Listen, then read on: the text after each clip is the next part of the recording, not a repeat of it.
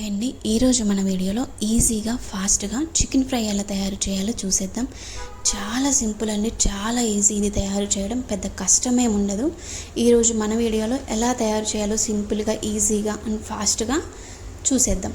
నేనైతే ఇక్కడ 1/2 kg chicken తీసుకున్నాను. సూపర్గా క్లీన్ చేసి పెట్టుకొని అందులో కొంచెం కల్లుప్పు, కొంచెం పసుపు వేసుకొని ఈ మూడింటిని మనం స్టవ్ మీద పెట్టేసుకొని ఆవగిల్లించుకుందాం. అంటే ఆ చికెన్లో ఉన్న వాటర్ అంతా ఇనికిపోయేంత వరకు మనం స్టవ్ మీద పెట్టేసుకుందాం. ఆ తర్వాత చూసారా ఎలాగా మనకి ఇనికిపోయిందో, చికెన్లో ఉన్న వాటర్ అంతా ఇనికిపోయిన తర్వాత ఇలా ఉంటుంది. సో దీంట్లో ఇప్పుడు మనం ఫ్రై చేసుకోవాలి. ఇందులో కొంచెం ఆయిల్ వేసుకొని చికెన్ని ఫ్రై చేసుకుందాం మంచిగా.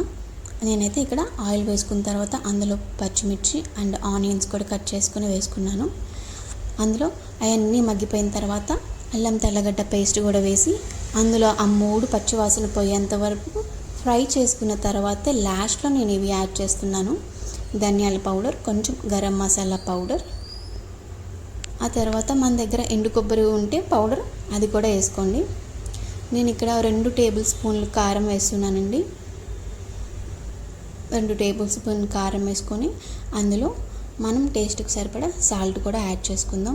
ఆల్రెడీ మనం ముందు వేసాం కదా సాల్ట్, ఆ వాటర్ ఇనికిపోవడానికి ముందు వేసాం కదా ఆవిగిలించేటప్పుడు. సో నేను ఇక్కడ కొంచెమే యాడ్ చేసుకుంటున్నాను సాల్ట్. కారము, సాల్ట్ ఈ 2 కూడా మంచిగా మిక్స్ చేసుకోవాలి, చికెన్కి బాగా పట్టేలాగా ఫ్రై చేసుకునేటప్పుడు. సో ఇవన్నీ ఈ ఆనియన్స్, పచ్చిమిర్చి ఫ్రై అయిన తర్వాత అల్లం తెల్లగడ్డ పేస్ట్ వేసుకొని అది కూడా పచ్చివాసన పోయిన తర్వాత లాస్ట్లో మనం ఈ మసాలాలు వేసుకొని కారం, ఉప్పు వేసుకొని మంచిగా చికెన్కి పట్టించడమే. చాలా సింపుల్, చాలా ఈజీ. లాస్ట్లో మనం ఇలా ఫైనల్గా కొత్తిమీరతో గార్నిష్ చేసుకుంటున్నాం. ఒక్కసారి ఇలాగ ట్రై చేసి చూడండి, చాలా చాలా టేస్టీగా ఉంటుంది అండ్ చాలా ఈజీగా అయిపోతుంది. ఒకసారి ఇలాగ ట్రై చేసి చూడండి, చాలా చాలా బాగుంది. మేము ఇలాగే సింపుల్గా చేసేసుకుంటాం ఎప్పుడు. మీరు కూడా ఒకసారి ఇలాగ ట్రై చేసి చూడండి. థ్యాంక్ యూ అండి. ఈ ఛానల్ని కొంచెం లైక్ చేయండి, షేర్ చేయండి, సబ్స్క్రైబ్ చేయండి. చూసారా మన ఫైనల్ చికెన్ ఫ్రై ఎలా ఉందో, మీరు కూడా ట్రై చేసి చూడండి.